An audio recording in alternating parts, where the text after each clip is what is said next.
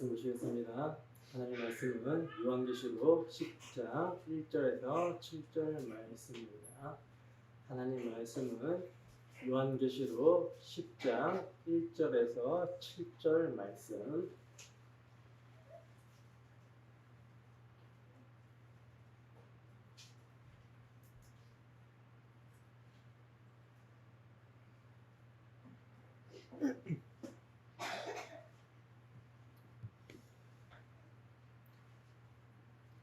다 찾으셨으면 우리 함께 한 목소리로 합독하도록 하겠습니다.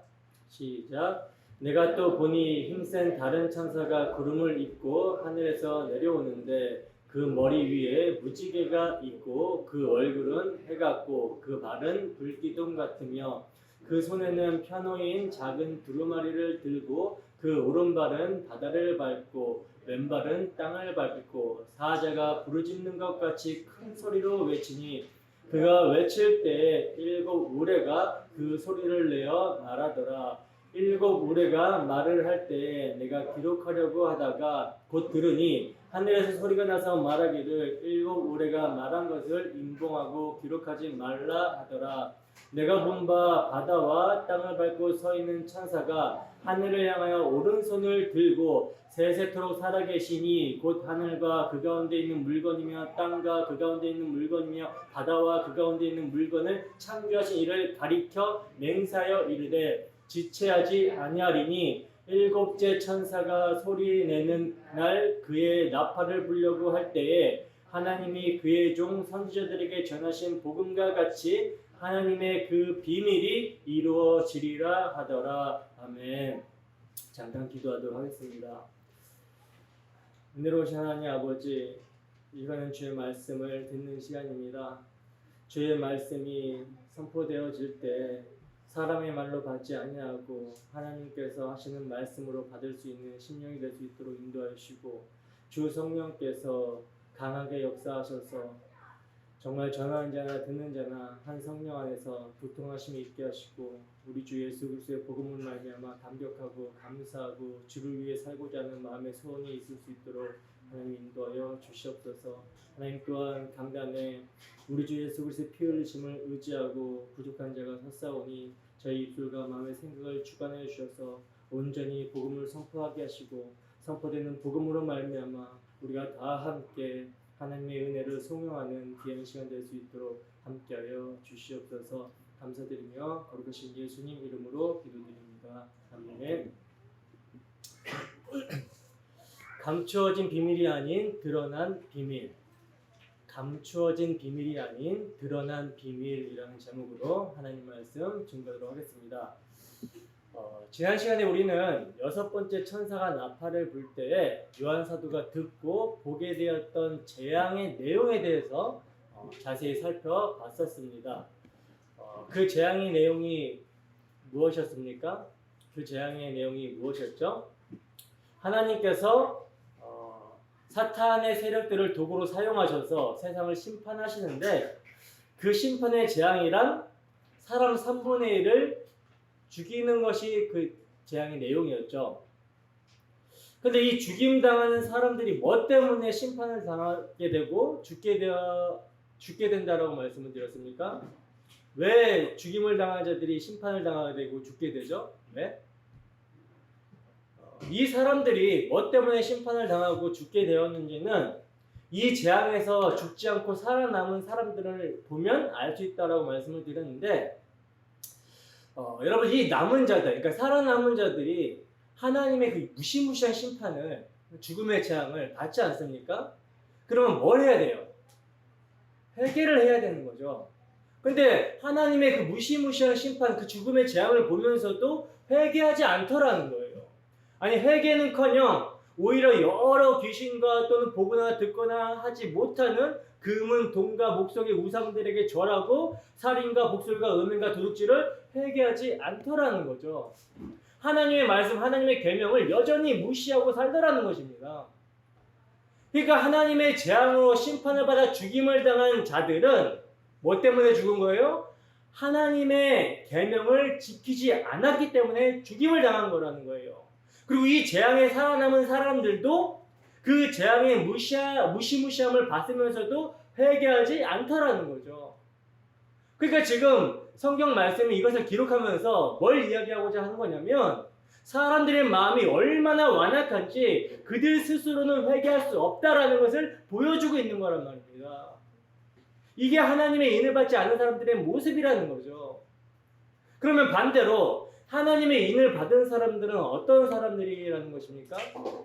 반대로 하나님의 인을 받은 사람들은 어떤 사람들이라는 거예요? 이들은 회개하는 자들이라는 것이고, 그리고 이들은 하나님의 계명을 지키는 자들이라는 것인데, 그러면 이들은 어떻게 회개를 하게 되었고 하나님의 계명을 지키는 자들이 된 것입니까? 어떻게? 여러분, 성경은요, 의인은 없나니 하나도 없다라고 그러고 다 함께 치우쳐가지고 악으로 향하는 것에 빠르다라고 말씀하고 있어요. 모든 사람이 범죄하였기 때문에 하나님의 영광에 이르지 못하였다라고 말씀하고 있단 말입니다. 그러면 모든 사람이 하나님의 말씀, 하나님의 계명 앞에서 정죄를 받고 죄 아래 심판 아래 형벌을 받아 죽어야 되는 것인데, 어떻게 회개하고 하나님의 계명을 지키게 된 자들이 생기게 된 것인가? 여러분, 이것이 하나님이 하시는 일 때문이라는 거예요. 하나님이 하시는 일이라는 것입니다. 죄인인 사람으로서는 그 죄의 값을 스스로 처리할 수 있는 능력도 없고 하나님의 계명을 지켜서 의를 획득할 수도 없다라는 거예요. 전적으로 타락하고 전적으로 부패했기 때문에 구제불능이라는 거죠. 그래서 어떻게 하시는가? 하나님께서 곧 자기 아들을 죄 있는 육신의 모양으로 보내셔서 택하신 자들의 죄가 되게 하심으로 나무에 달린 자는 저주를 받는다는 그 율법의 저주를 그들을 대신해서 받게 하셨다라는 거죠. 그리고 그로 말미암아 그들의 죄를 깨끗하게 정하셨습니다. 그리고 또 아들에게 그들이 지키지 못하는 하나님의 계명을 그들을 대신하고 대표해서 순종케 하심으로 말미암아 그 아들이 얻으신 의를 그들에게 전가시켜 주심으로 하나님 앞에서 의롭다함을 얻게 해주셨다라는 거예요. 그리고 이 복음을 믿어 순종케 하시고자 뭘 보내주셨습니까? 성령을 선물로 보내주셨다라는 거죠. 그렇기 때문에 성령이 임한 자들은 오늘도 말씀을 통해 뭘 보게 됩니까? 자신의 죄를 깨닫고 세상에 의지할 자가 없는 가련한 자가 되어서 난리에 피 흘려주신 예수 그리스도의 공로를 의지하고 믿게 되는 것입니다. 그리고 그 삶을 살아가게 된다는 거예요. 점차 세상에 의지할 자 없는 자로서, 그래서 정말 나의 소망은 그리스도구나, 나의 위로는 그리스도구나, 나의 만족은 그리스도구나, 이렇게 우리를 끌고 가신다라는 거죠. 사람에게 대한 기대와 실망 이런 것들을 겪게 하시고 나 자신에 대한 것들도 다 내려놓게 하시면서 그렇게 끌고 가신다라는 거예요. 오직 우리 주 예수 그리스도 그분만을 신뢰하고 믿게끔 의지하게끔 만들어내시는 거란 말입니다.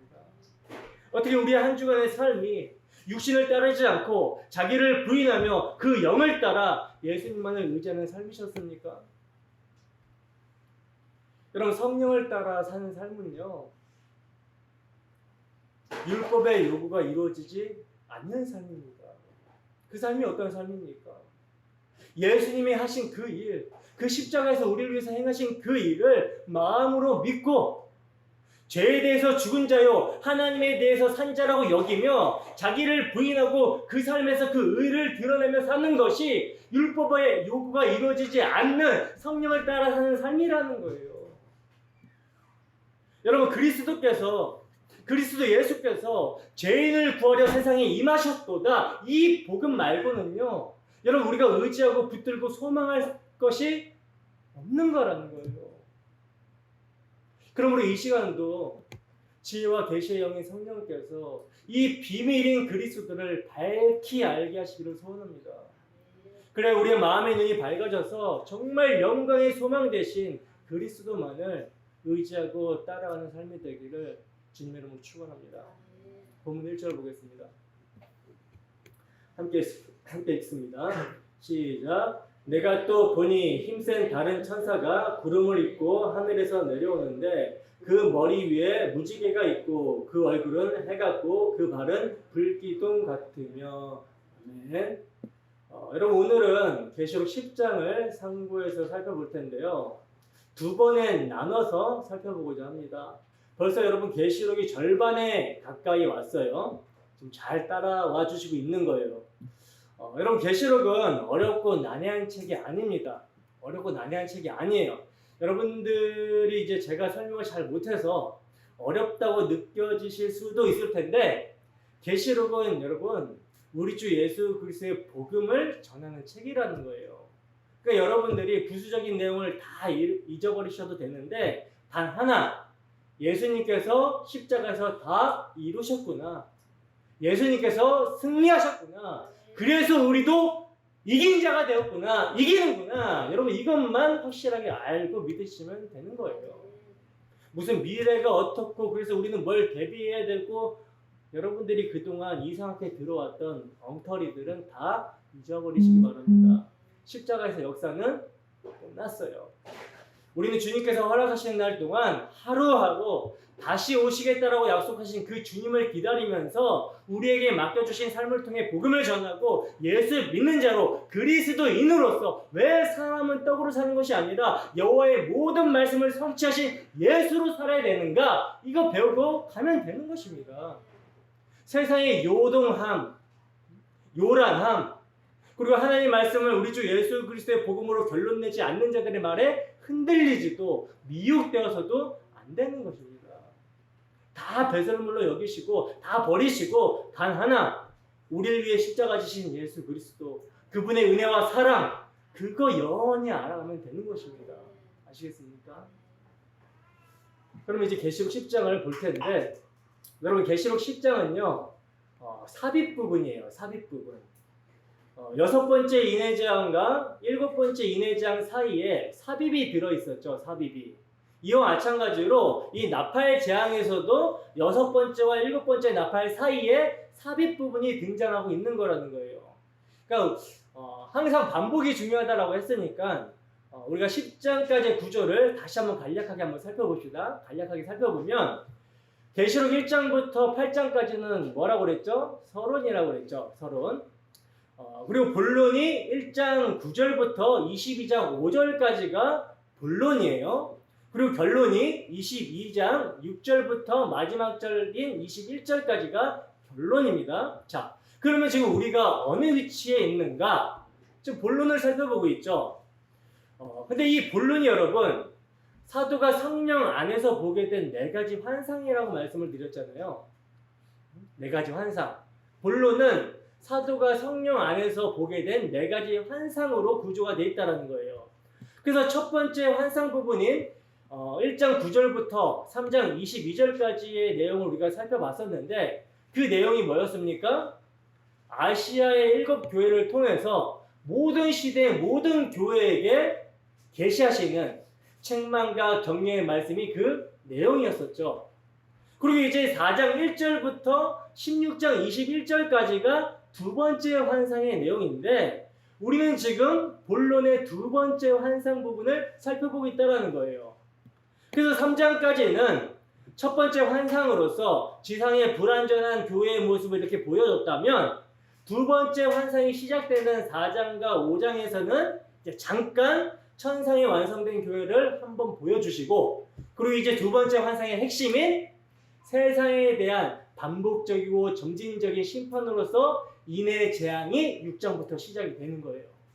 그래서 6장에서는 첫 번째 인해에서 6번째 인해 재앙의 내용을 이렇게 기술하고 있고 6장 말미에서는 이렇게 무시무시한 하나님의 진노 앞에 누가 설 수 있겠는가 이렇게 수사학적 질문을 던지면서 6장을 마치게 되죠. 그러니까 모두가 다 심판을 받을 수밖에 없다는 거예요. 근데 여기서 이제 7장이 삽입이 되면서 무시무시한 하나님의 진노 앞에서 다 멸망받아야 마땅한데 이 하나님의 진노 앞에서 고무도 당당하게 설 수 있는 자들이 생겼으니 이들이 누구다? 바로 하나님의 어린 양의 피로 씻긴 자들, 하나님의 입맞은 자들이다 하고 복음으로 말미암아 구원받은 자들은 하나님의 진노로부터 구원을 받게 된다는 것을 말씀하고 있었다는 거예요.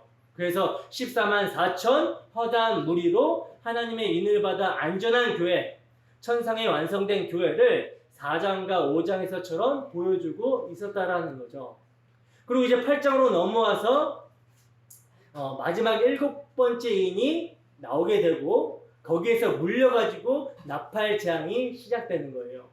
근데 여러분, 이 나팔 재앙도 인의 재앙의 내용과 같은 구조로 되어 있다고 말씀을 드렸죠. 같은 구조로 되어 있다는 거예요. 그래서 9장까지 무시무시한 6 나팔의 재앙이 묘사가 되고 그 마지막에 어떻게 끝났습니까? 이 무시무시한 재앙에도 인간들이 여전히 회개하지 않더라, 이렇게 끝났죠.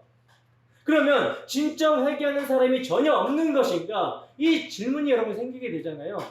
여기에 대한 해답으로 아니다, 회개하는 자들이 있다. 그러면 그들은 어떻게 회개를 하게 되는가? 여기에 대한 답이 오늘 본문이라는 것입니다. 삽입이라는 거예요. 이해가 되십니까? 그럼 다시 본문 1절에서 2절 다시 한번 읽어보겠습니다. 시작. 내가 또 보니 힘센 다른 천사가 구름을 입고 하늘에서 내려오는데 그 머리 위에 무지개가 있고 그 얼굴은 해 같고 그 발은 불기둥 같으며 그 손에는 펴놓인 작은 두루마리를 들고 그 오른발은 바다를 밟고 왼발은 땅을 밟고. 아멘. 자, 여러분, 사도는 지금 뭘 보고 있습니까? 힘센 다른 천사가 내려오는 것을 보고 있죠. 보고 있는데, 근데 이 천사의 모습이 여러분 어때요? 굉장히 무척이나 영광스럽죠. 그래서 계시록을 해석하는 학자들은요, 이 천사가 그리스도냐 아니냐에 대해서 의견이 분분합니다. 그리고 각자가 자기들의 의견을 뒷받칠 만한 근거를 갖다 대고 있는데 양 견해가 둘 다 상당히 논리적이에요. 그러나 저는 사실 이게 뭐 천사냐 그리스도냐 이것보다는 이 천사의 영광스러움이 본문 2절의 책과 관련이 있다라고 보는 입장이라는 거예요. 본문 2절에 나오는 두루마리 책과 관련이 있다라고 보는 입장입니다. 그러니까 이 천사의 영광스러움이 책과 관련이 있는, 다시 말하자면 책의 내용이 영광스럽기 때문에 이 천사가 영광스럽게 등장을 하고 있는 거라는 거죠. 이 점을 우리는 계시록 12장 1절에서 볼 수 있는데, 계시록 12장 1절에서 2절까지 한번 읽어보겠습니다. 계시록 12장 1절에서 2절 말씀 함께 했습니다. 시작. 하늘에 큰 이적이 보이니 해를 옷 입은 한 여자가 있는데 그 발 아래에는 발이 있고 그 머리에는 12별의 관을 썼더라. 이 여자가 아이를 베어 해산하게 되매 아파서 애를 쓰며 부르짖더라. 아멘. 자, 여러분, 여기서 여자는 뭘 상징합니까? 교회를 상징하거든요. 교회. 근데 교회가 이처럼 영광스럽게 표현되고 있는 것은요, 교회 자체로 인해서가 아니라 교회로 상징이 되는 여자가 뵌 아이, 여자가 지금 아이를 뵀다 그러잖아요. 그 아이, 그리스도 때문에 이 여자가 영광스러운 거라는 거예요. 그럼 본문으로 돌아와서 본문에 등장하는 천사가 영광스러운 모습으로 등장하고 있는 것은 뭐 때문에 영광스러운 거예요? 그가 손에 든 책이 그리스도를 증거하는 책이기 때문이며, 그래서 그 힘센 다른 천사는 예수 그리스도를 상징하고 있는 것이고 예수 그리스도 사역을 대표하고 있는 거라는 거죠. 우리가 계시록 7장을 살펴볼 때 제가 이제 해돋는 곳으로부터 올라왔던 천사는 그 메시아적인 모습을 보여주는 예수 그리스도 사역을 상징하는 거다, 상징하는 천사다라고 말씀을 드렸잖아요. 여기서도 그렇게 보시면 된다라는 거예요. 천사가 가지고 있는 책이 그리스도를 증거하는 책이기 때문에 천사는 그리스도의 영광스러운 모습을 드러내고 있으며 예수 그리스도의 사역을 대표하고 있는 거라는 거죠. 그래서 보시면 그 힘센 다른 천사에 대한 묘사가 예수 그리스도에 관한 묘사와 일치되고 있다는 사실을 우리는 알 수가 있다는 거예요. 여러분, 그 힘센 천사가 지금 구름을 입고 하늘에서 내려오죠. 구름을 입고 하늘에서 내려와요. 근데 여러분, 성경에서 구름은 무엇을 상징한다라고 말씀을 드렸습니까? 제가 종종 말씀을 드리잖아요. 그럼 이제 대답이 척척 나오셔야죠. 네? 하나님의 영광, 하나님의 현현을 상징한다고 했잖아요. 구름.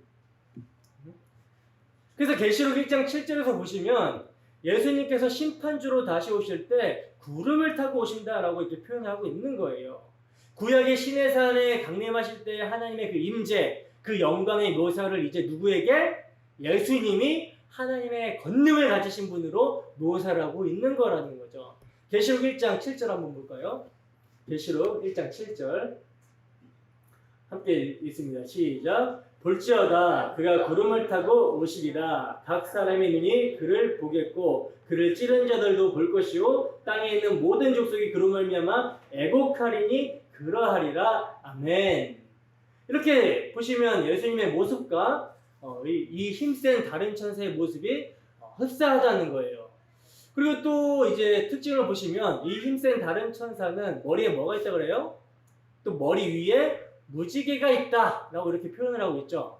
표현을 하고 있는데 여러분 성경을 보시면요 머리 위에 무지개가 있다라는 표현은 몇 번 나오지가 않아요. 몇 번 나오지가 않습니다. 그리고 그런 표현 대부분이요 하나님의 현현을 묘사를 할 때 사용이 되었다라는 거예요. 이것도 우리가 앞에서 살펴봤었는데 계시록 4장 3절입니다. 계시록 4장 3절 말씀 함께 읽습니다. 시작. 앉으신 이의 모양이 벽옥과 홍보석 같고 또 무지개가 있어 보좌에 둘렸는데 그 모양이 녹보석 같더라. 아멘. 에스겔서 1장 28절도 한번 볼까요?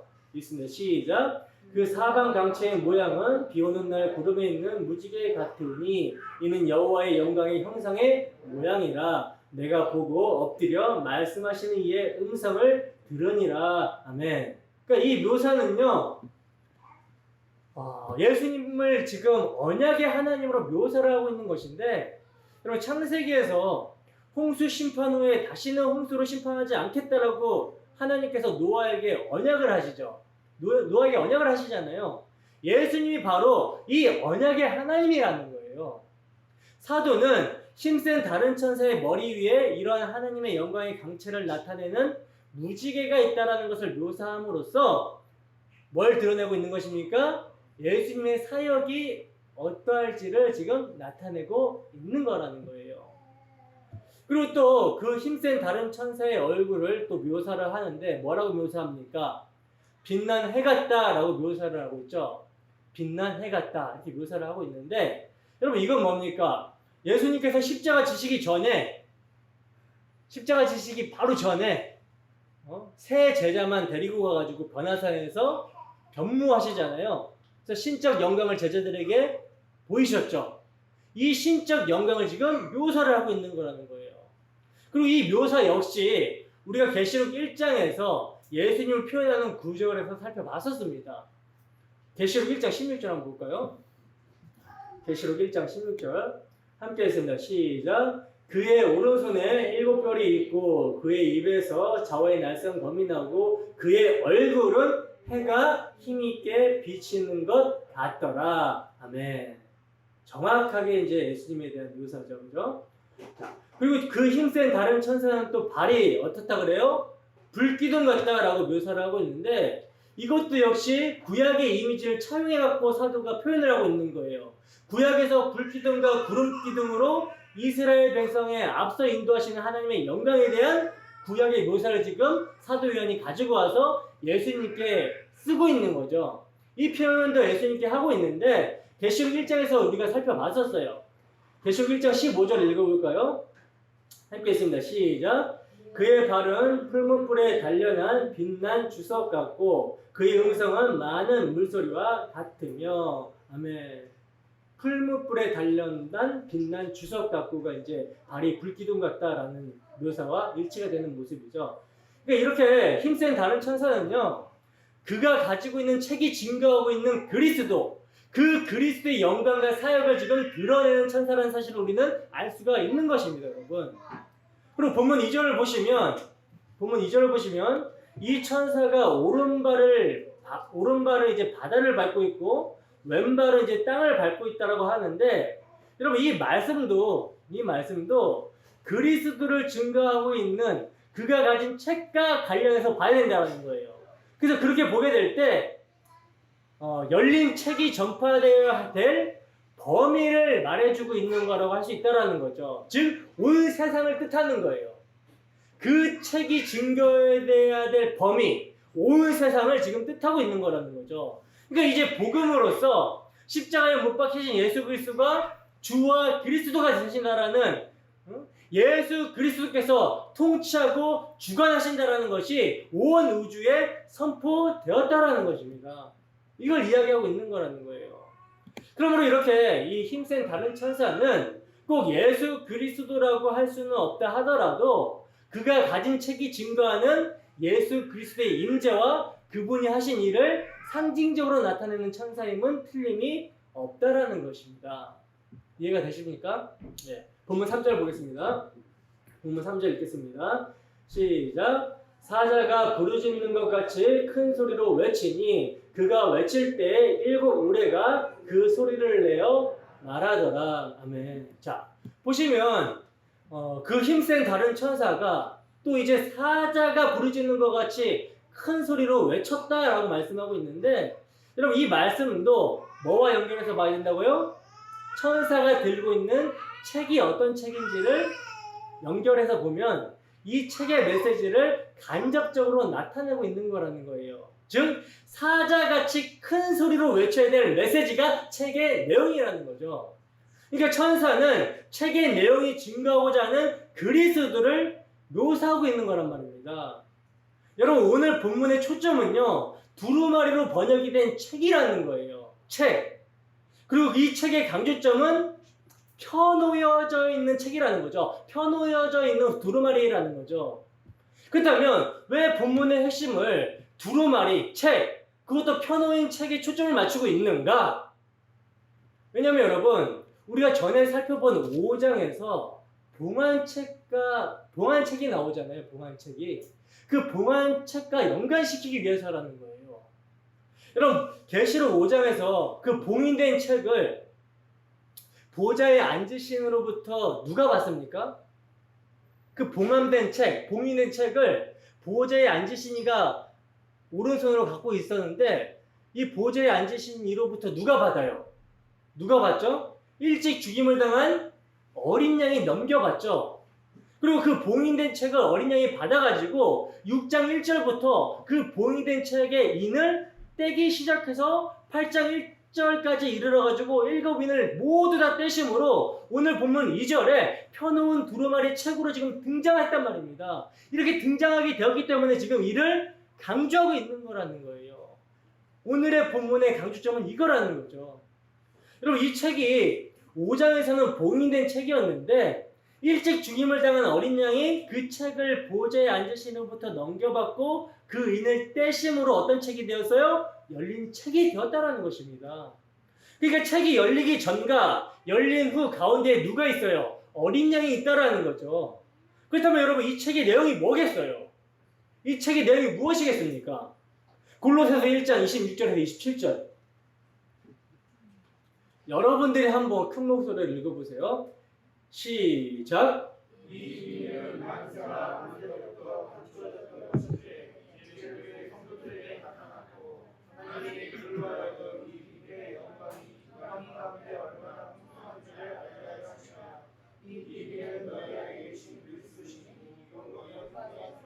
아멘. 이 비밀이 뭐예요? 이 책의 내용이 뭐예요? 너희 안에 계신 그리스도시니 곧 영광의 소망이니라. 로마서 16장 25절에서 27절도 한번 보겠습니다. 로마서 16장 25절에서 27절도 보겠습니다. 함께 했습니다. 시작. 나의 복음과 예수 그리스도를 전파함은 영세 전부터 감추어졌다가 이제는 나타내신 바 되었으며 영원하신 하나님의 명을 따라 선지자들의 글로 말미암아 모든 민족이 믿어 순종하게 하시려고 알게 하신 바 그 신비의 계시를 따라 된 것이니 이 복음으로 너희를 능히 경고하게 하실 지혜로우신 하나님께 예수 그리스도로 말미암아 영광이 세세에 무궁하도록 있을지어다. 아멘. 여러분 봉인되었던 책, 비밀의 경륜 가운데 감춰져 있었던 책이 우리 주 예수 그리스도의 십자가 사건으로 말미암아 밝히 드러난 책이 되었다라는 것입니다. 그래서 그 내용이 복음이라는 거예요. 여러분 이 복음은 구약에는 감추어져 있었으나 이제 그리스도로 말미암아 그 십자가로 말미암아 밝히 드러나게 되었다라는 거예요. 이 점을 히브리서에서는 뭐라고 말씀하고 있는지 봅시다. 히브리서 1장 1절에서 2절 말씀 함께 했습니다. 시작. 옛적의 선지자를 통하여 여러 부분과 여러 모양으로 우리 조상들에게 말씀하신 하나님이 이 모든 날 마지막에는 아들을 통하여 우리에게 말씀하셨으니 이 아들을 만유의 상속자로 세우시고 또 그로 말미암아 모든 세계를 지으셨느니라. 아멘. 여러분, 구약 시대 때에는 하나님께서 여러 부분과 여러 모양으로 말씀하셨다라고 그래요. 그러니까 모형과 그림자, 애표, 상징, 환상, 기적, 이사, 꿈 등등으로 하나님의 계신 복음을 조상들에게 말씀해 오셨다라는 거죠. 근데 이제 이 모든 날 마지막에는 그 여러 부분과 여러 모양의 실체이신 아들을 보내셨다는 것입니다. 그래서 말씀이 육신이 되어 오셔가지고 그 말씀을 십자가에서 하나도 빠짐없이 다 이루셨다는 거예요. 그래서 십자가 복음은 마지막 계시가 되는 거란 말입니다. 근데 만에 하나라도 이를 다른 책인 양 말하게 된다면 계시록 10장 11절에 다시 예언하여야 한 말씀을 복음 외에 다른 복음이 있다라는 식의 말씀으로 해석해서 심각한 가오를 범하게 된다는 거예요. 오늘날 이게 굉장히 심각하죠. 성경 계시만으로 만족을 하지 않고 무슨 다른 계시를 받았다는 사람들이 그렇게 많아요. 직통 계시. 오늘날 이 말씀의 성취, 말씀의 완성, 십자가를 모르니까 오늘날로 애언이 있다, 계시가 있다 이런 엉터리 같은 저주받은 소리를 하고 있는 것이란 말입니다. 그래서 여러분, 복음이란 구약에 감추어졌던 것을 실체로 드러내는 마지막 계시라는 거예요. 그러므로 복음의 증거는 마지막으로 주어지게 된 최후 통첩과 같은 의미가 있는 거라는 거죠. 하나님께서는 자기 백성을 이 복음으로 다 찾으신 후에 십자가에서 임한 심판을 쏟아버릴 거라고 말씀하고 있단 말입니다. 여러분, 다시 한번 말씀드리지만 하나님은 그리스도를 통하여 드러내신 복음 외에 다른 복음을 갖고 계시지 않습니다. 그러므로 복음을 거부하는 자에게 다시 예언해야 될 다른 책, 다른 복음은 없다라는 거예요. 직통 계시 없습니다. 다른 예언 없습니다. 성경 계시로 완성이 됐어요. 끝났어요. 여러분, 인봉되었던 책이 어린 양에 의해서 열려졌다라는 것은요, 이제 그 자체로 종말이라는 것입니다. 이제 더 이상 기회가 없다라는 거예요. 이 복음을 받지 않으면 더 이상 기회가 없어요.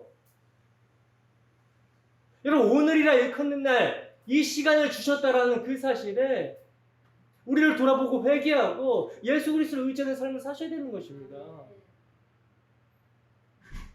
더 다른 계시가 없어요. 어떤 미래를 알고 싶으세요?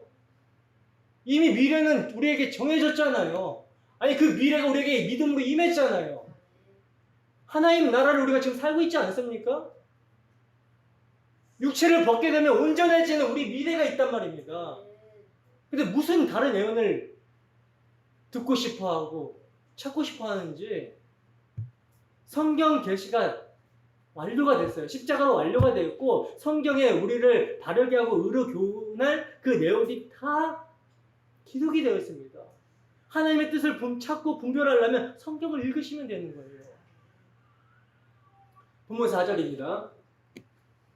본문 4절 있습니다. 시작. 일곱 우레가 말을 할 때 내가 기록하려고 하다가 곧 들으니 하늘에서 소리가 나서 말하기를 일곱 우레가 말한 것을 인봉하고 기록하지 말라 하더라. 아멘. 자, 3절 하반절에 책의 내용을 상징하는 천사가 사자같이 큰 소리를 외칠 때 뭐가 막 소리내어 말했다 그래요? 일곱 우레가 그 소리를 내서 말했다 그러죠. 그래서 그 일곱 우레가 말을 할 때 사도가 그것을 이렇게 막 기록하려고 하는데 하늘에서 소리가 나서 말을 하는데 뭐라고 말하냐면 일곱 우레가 말한 것을 인봉해라, 기록하지 말아라 라고 하는 거예요. 여러분, 여기서 인봉하라는 말씀이 계시록 전체를 통틀어가지고 오늘 본문에만 있는 유일무이한 말씀이거든요. 계시록 22장 10절에서는요 반대로 이 책의 예언의 말씀을 인봉하지 말라고 말씀하고 있다는 거예요. 그렇다면 일곱 우레가 말한 내용이 무엇이기 때문에 인봉하라고 말씀하시는가? 여러분, 하나님의 사랑하는 자녀들에게 비밀에 붙여두신 것은요, 단 한 가지밖에 없습니다. 뭡니까? 예수님께서 심판주로 오시는 날이라는 거죠. 그것 말고는 없다라는 거예요. 다 열렸어요. 본문 5절에서 7절입니다. 함께 했습니다. 시작. 내가 본 바 바다와 땅을 밟고 서 있는 천사가 하늘을 향하여 오른손을 들고 세세토록 살아계시니 곧 하늘과 그 가운데 있는 물건이며 땅과 그 가운데 있는 물건이며 바다와 그 가운데 있는 물건을 창조하신 이를 가리켜 맹세하여 이르되 지체하지 아니하리니 일곱째 천사가 소리내는 날 그의 나팔을 불려고 할 때에 하나님이 그의 종 선지자들에게 전하신 복음과 같이 하나님의 그 비밀이 이루어지리라 하더라. 아멘. 자, 여러분 보시면 펴진 책을 가진 천사가 지금 하늘을 향해 오른손을 들고 맹세를 하는데, 여러분 이 모습은요, 고대에서 흔히 볼 수 있는 맹세의 방법이거든요. 고대에서는 손을 들고 이렇게 맹세를 했대요. 하늘을 향하여. 창세기 14장 22절이나 신명기 32장 40절 말씀을 나중에 참고해서 읽어보세요. 근데 이 천사가 손을 들고 지금 누구를 가리켜 맹세를 하고 있는가? 여러분 이것이 중요하다라는 거예요. 누구를 가리켜 지금 맹세하고 있습니까? 천지를 창조하신 하나님을 가리켜 맹세를 하고 있다라는 거죠. 그러니까 지금 하나님을 향하여 하나님을 가리켜 지금 맹세를 했다라는 것은 뭐예요? 이 맹세의 내용은 반드시 지체가 되지 않고 이루어진다라는 것을 말하는 거죠. 그죠? 하박국 2장 3절 한번 볼까요? 하박국 2장 3절. 조금만 더 집중해 주세요. 하박국 2장 3절. 함께 했습니다. 시작. 이 묵시는 정한 때가 있나니 그 종말이 속히 이르겠고 결코 거짓되지 아니하리라. 비록 더딜지라도 기다리라. 지체되지 않고 반드시 응하리라. 아멘. 그렇다면 지체되지 않고 이루어진다는 맹세의 내용이 무엇인가? 오늘 본문은 뭐라고 합니까? 하나님이 그의 종 선지자들에게 전하신 복음과 같이라고 그러는데, 여러분 이 복음은 뭐예요? 우리 주 예수 그리스도의 죽음과 부활의 복음이죠. 근데 이와 같이라는 것은 뭡니까? 이 예수 그리스도의 죽음과 부활로 말미암게 되는 효과, 효력이라는 거예요. 즉 예수님의 죽음과 부활, 복음으로 역사에 있는 모든 자들이 그의 죽으심과 부활에 연합하여 함께 죽고 함께 일으켜져서 함께 하늘에 앉게 된 이 묵시에 일어난 일이 가시적으로 역사 속에서 완성이 된다는 것입니다. 이게 비밀이라는 거죠. 즉 하나님의 비밀, 예수 그리스도를 통한 구원과 하나님 나라의 완성을 지금 말씀하고 있는 거라는 거예요. 근데 여러분 이것을 하나님의 비밀이라고 그래요. 하나님의 비밀. 아니 분명히 감추었던 비밀의 경륜이 십자가로 말미암아 드러났잖아요. 드러났는데 왜 하나님의 비밀인가? 이게 바로 여러분 공개된 비밀이라는 것입니다. 공개된 비밀. 십자가에 못 박히신 예수 그리스도를 하나님께서 다시 살리시사 주와 그리스도가 되게 하셨다는 이 복음이 성도에게는 계시가 되었으나 불신자들에게는 아직 닫혀있다라는 거죠. 그러면 언제 이 비밀이 이루어지는가? 언제 이루어진다고 합니까? 일곱째 천사가 소리를 내는 마지막 나팔, 역사의 끝을 이야기하고 있다는 거예요. 근데 이 역사의 끝이 언제 끝나버렸어요? 2000년 전에 십자가에서 끝나버렸단 말입니다. 끝나버렸어요. 그렇기 때문에 그 날이 언제가 될지 모르지만 가시적으로 예수님께서 오시는 날이 반드시 있을 거라는 거죠. 여러분 이 날은 십자가에서 이미 이루어졌기 때문에 우리는 역사 속에서 반드시 심판이 온다, 끝이 온다라는 것을 알아요. 확신합니다. 그죠? 그러나 그 날이 역사 속에서 언제 가시화될지는 우리가 알 바 아니라는 거죠. 우리는 이미 십자가에서 최후의 심판이 일어났다는 사실을 믿고 예수님께서 다시 오실 때까지 하루하루 종말을 살아가면 되는 거라는 거예요. 그렇다면 하루하루 어떻게 종말을 살아가야 되는가? 사도행전 1장 6절에서 8절 말씀입니다. 사도행전 1장 6절에서 8절 말씀 함께 했습니다. 시작. 그들이 모였을 때 예수께 여쭈어 이르되 주께서 이스라엘 나라를 회복하심이 이때니까 하니 이르시되 때와 시기는 아버지께서 자기의 권한에 두셨으니 너희가 알 바 아니요 오직 성령이 너희에게 임하시면 너희가 권능을 받고 예루살렘과 온 유대와 사마리아 땅끝까지 이르러 내 증인이 되리라 하시니라. 아멘. 때와 기한은 누구에게 있다 그래요? 아버지의 권한이 있기 때문에 너희는 알 바 아니라고 그러죠. 그렇기 때문에 여러분, 우리가 정말 복음의 말씀을 성령께서 역사하심으로 우리가 예수를 믿게 되었고 성령을 선물로 받게 되었다면, 그래서 성령이 임했다면 성령은 종말의 영이라는 거예요. 종말의 영이기 때문에 뭘 증거합니까? 십자가를 증거합니다. 십자가를 증거한다는 거예요. 십자가에서 역사가 끝났다. 십자가에서 심판이 이미 임했다.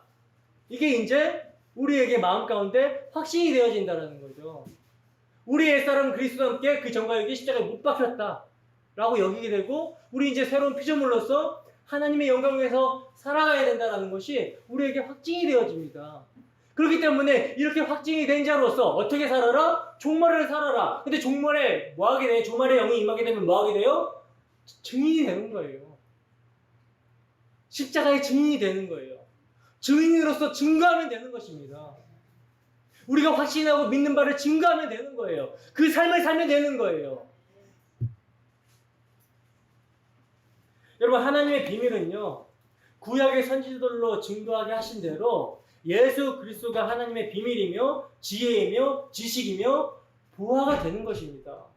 이것을 지금 믿고 그 앞에 무릎을 꿇는 자가 참으로 복 있는 사람이며 하나님께 영광을 돌리고 있는 사람이라는 거예요. 빌립보서 2장 10절에서 11절 말씀. 빌립보서 2장 10절에서 11절 말씀 함께 있습니다. 시작. 하늘에 있는 자들과 땅에 있는 자들과 땅 아래 있는 자들로 모든 무릎을 예수의 이름에 꿇게 하시고 모든 입으로 예수 그리스도를 주라 시인하여 하나님 아버지께 영광을 돌리게 하셨느니라. 아멘. 여러분, 하늘에 있는 자들이나 땅에 있는 자들이나 땅 아래에 있는 자들이 다 예수 그리스도의 이름에 무릎을 꿇는 것이 하나님께 영광이 되는 것입니다. 이 하나님의 영광이 십자가에서 묵시 가운데 완성이 됐고 밝게 드러났다라는 거죠. 근데 여러분, 이렇게 하나님의 영광이 밝게 드러났습니다. 그래서 예수님이 주와 그리스도가 되시고 만물이 그의 발 앞에 밟혀 복종하게 되었다라는 거예요. 근데 여러분, 이 영광의 모습이 어디에? 십자가 안에 감춰져 있다라는 거죠. 십자가 안에 감춰져 있다라는 거예요. 아직 가시적으로 우리가 보지를 못해요. 믿음으로는 바라볼 수 있는데 아직 가시적으로는 모든 만물이 그리스도의 발 앞에 밟혀 있다라는 것이 가시적으로 드러나지 않았다라는 거죠. 그래서 아버지와 아들의 소원대로 계시를 받은 자가 아니면 그 누구도 알 수가 없다라는 거예요. 성령이 아니면 그 누구도 예수님을 주로 고백하며 그가 주인된 삶을 살 수 없으며 그 영광을 볼 수 없다라는 것입니다. 여러분, 예수님께서 심판주로 다시 오시는 날까지 우리 주 예수 그리스도의 복음은 십자가에 감추어진 방식으로 전해집니다. 비밀의 경륜이 밝게 드러나 있는 책이 펴졌는데도 복음은 여전히 비밀이라는 거예요. 그렇기 때문에 이 세상은 여전히 하나님의 비밀인 그리스도를 모욕하고 조롱합니다. 회개치 않는다라는 거예요. 그러나 세상은 그럴지라도 교회는 어떻게 됩니까? 여러분, 우리는 하나님의 비밀인 예수 그리스도 그분만으로 만족하십니까? 나의 만족과 나의 유익, 나의 세상적 탐심을 만족해 주시는 예수가 아니라 그 정과 육을 십자가에 못 박게 하신다는 그 예수, 죽어야 산다라는 그 역설적인 복음, 오직 십자가에 못 박히신 예수 그리스도가 우리의 주가 되시고 구원자가 되셨다라는 이 하나님의 비밀만으로 정말 우리가 기뻐하고 만족해하고 감사하고 있습니까?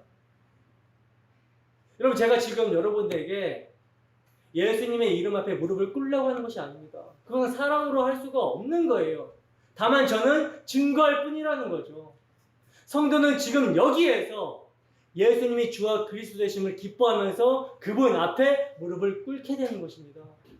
그러나 심판받을 자들은 지금 죽어도 무릎을 꿇지 않아요. 아무리 재앙이 쏟아져도 회개를 하지 않는다는 것입니다. 것입니다. 예수 이름 앞에 항복이 안 된다라는 거죠. 그러나 여러분, 이들은 무릎을 꿇을 수밖에 없는 날이 반드시 옵니다. 그 날이 예수님께서 심판주로 재림하시는 날이라는 거예요. 그러므로 그 날에는 누가 주님 앞에 무릎을 꿇으라고 하지 않아도 다 꿇게 돼 있어요. 그때 꿇는 자들은 주님께 영광을 돌리고 심판의 지옥으로 떨어지게 되는 거라는 거죠. 불신자들도 하나님께 영광을 돌리고 지옥으로 갑니다. 그 발 앞에 무릎을 꿇고 아 진짜 주님이시군요 하고 가는 거예요. 지옥으로. 여러분, 이 일이 지체하지 않을 거라는 거예요. 이미 십자가에서 묵시 가운데 이루어진 일이기 때문에 우리가 개인의 종말을 맞는 그 즉시 이루어질 거라는 것이고, 예수님이 오시게 되면 끝입니다. 주님의 재림도 우리는 오래 걸린다라고 생각을 하지만 하나님께서는 하루가 1000년 같고 1000년이 하루 같다는 것을 여러분 잊으시면 안 된다라는 거죠.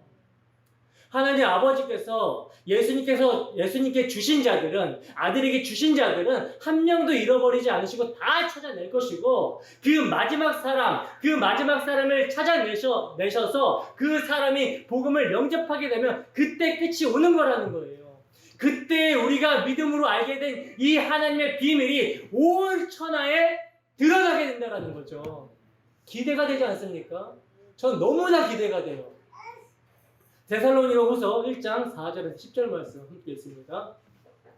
시작. 그러므로 너희가 견디고 있는 모든 박해와 환난 중에서 너희 인내와 믿음으로 말미암아 하나님의 여러 교회에서 우리가 친히 자랑하노라. 이는 하나님의 공의로운 심판의 표요 너희로 하여금 하나님 나라에 합당한 자로 여김을 받게 하려 함이니 그 나라를 위하여 너희가 또한 고난을 받느니라. 너희로 환난을 받게 하는 자들에게는 환난으로 갚으시고 환난을 받는 너희에게는 우리와 함께 안식으로 갚으시는 것이 하나님의 공이시니, 주 예수께서 자기의 능력의 천사들과 함께 하늘로부터 불꽃 가운데 나타내실 때에 하나님을 모르는 자들과 우리 주 예수의 복음에 복종하지 않는 자들에게 형벌을 내리시리니, 이런 자들은 주의 얼굴과 그의 힘의 영광을 떠나 영원한 멸망의 형벌을 받으리로다. 그날에 그가 강림하사 그의 성도들에게서 영광을 받으시고 모든 믿는 자들에게 놀랍게 여김을 얻으시리니, 이는 우리의 증거가 너희에게 믿어졌습니다. 아멘. 여러분, 사람은요 재앙이나 심판으로는 회개하지 않습니다. 하나님께서 홍수로 모든 이 땅에 호흡하는 것들을 다 죽이는 심판 이후에 노아에게 하신 언약이 무엇이었습니까?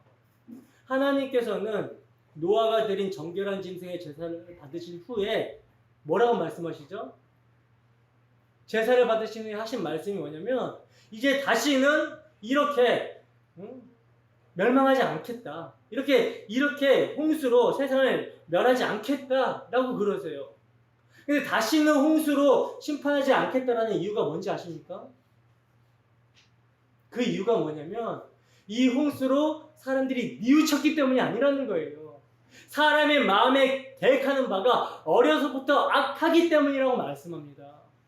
그러니까 재앙으로는 뉘우칠 수 없을 만큼 엄청나게 타락했기 때문에 이들을 그냥 내버려두면 멸망할 수밖에 없다라는 거예요. 그래서 정결한 짐승이 노아를 대신해서 죽임을 당함으로 노아가 하나님을 예배할 수 있는 하나님의 자녀가 되었듯이, 하나님의 아들이 타락한 죄인들을 대신해서 죽으심으로 그들을 구원하시겠다라는 언약을 하나님께서 주신 거란 말입니다. 이게 무지개 언약이고 노아 언약이라는 거죠. 근데 이 언약을 여러분 사람들이 믿습니까? 안 믿습니까? 믿지를 않죠. 그래서 홍수가 난 지 얼마나 됐다고 자기 이름을 내고 자기 스스로를 자기가 구원하겠다고, 우리가 흩어짐을 면하자고 바벨탑을 사람들이 쌓기 시작하는 거예요. 언약을 받은 그 당사자 노아가 죽지도 않았는데 바벨탑을 쌓고 있었다는 것입니다. 얼마나 인간들이 악합니까? 그러나 하나님께서는 이 다시 타락한 세대 가운데 누굴 택합니까? 아브라함을 택하셔서 그가 우상을 숭배하던 땅에서 끄집어내셨고 복음을 믿는 자로 만들어내셨다라는 거예요. 여러분, 우리가 진정으로 예수를 죽인 죄인이라는 사실을 깨닫고 정말 면목 없이 그리스도의 십자가만을 의지해서 구원함을 얻었다면 이것은 우리의 능력이 아닌 것입니다. 오늘도 말씀을 듣고 마음이 찔려 회개하고 예수님을 주와 그리스도로 믿게 되었다면 이것은 오늘도 자기 백성을 복음으로 찾으시는 그 능력이 우리를 변화시켜 예수를 믿게 한 거라는 거예요. 여러분, 이러한 복음의 능력이 우리에게 있습니까? 이 복음의 능력이 우리를 경건의 능력으로 이끌고, 이 복음의 능력이 모든 환난과 박해 가운데 인내케 하신다는 것입니다. 여러분, 하나님의 말씀은 뭐라고 얘기하냐면, 하나님을 모르는 자들과 우리 주 예수의 복음에 복종하지 않는 자들에게 형벌을 내리시리니 이러한 자들은 주의 얼굴과 그의 힘의 영광에서 떠나 영원한 멸망의 형벌을 받으리로다 라고 말씀하고 있다라는 거예요. 여러분, 이 말씀이 얼마나 두렵고 무섭고 떨리는 말씀인지 아시겠습니까? 정말 우리가 이 자리에서 구원을 받았다라는 거, 우리를 택하시고 우리를 구원하신 예수 그리스도의 사랑으로 우리가 구원을 받았다는 거, 이것을요 여러분, 진짜 우리가 알게 되었다면 이 사실을 오늘도 내일도 영원히 찬양하셔야 되는 거라는 거예요. 찬양하는 것이 마땅합니다. 그러므로 아무도 못 따라먹어야 되는 하나님의 비밀이 오늘 우리에게 믿음으로 알려진 바 되었다는 것을 감사하시고, 한 주도 우리 주님의 다시 오심을 간절히 기다리며 복음에 합당한 삶을 살아가는 우리 모두가 되기를 주님 이름으로 축원합니다. 기도하겠습니다.